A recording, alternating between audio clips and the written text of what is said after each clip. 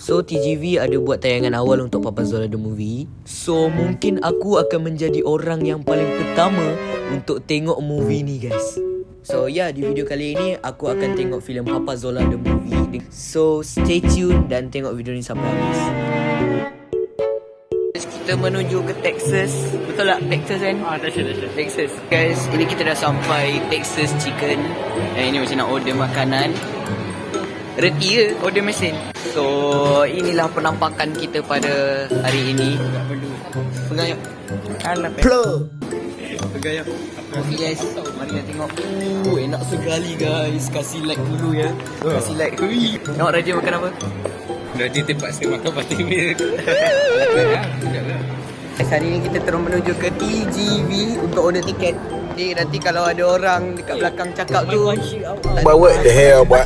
ni kalau ada orang dekat belakang jerit tu, buat-buat tak tahu kan. Bodoh lah, kata naik.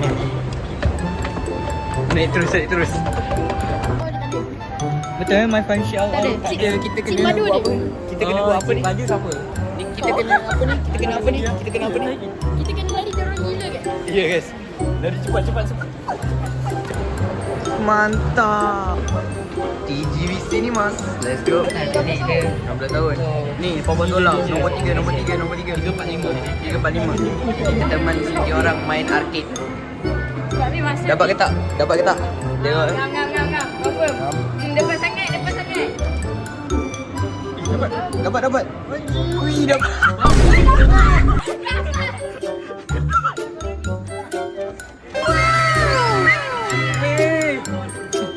Ada Simu bot. Ni ada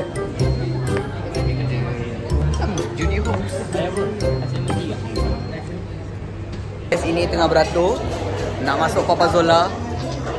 Beratur kan? beratur. Menang gacha. Mana gacha? Ye. Siapa nak? Aku nak bagi awet aku tapi tak ada awet lah. Bagi 45 kan?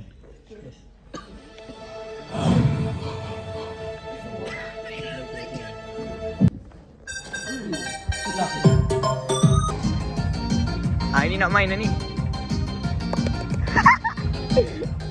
Ni nak main ni.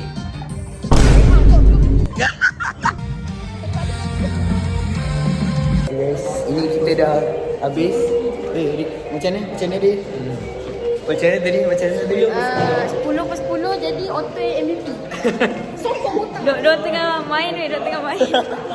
Okay guys, itu saja dalam video ini. Jangan lupa like dan subscribe dan see you in the next vlog. Bye bye.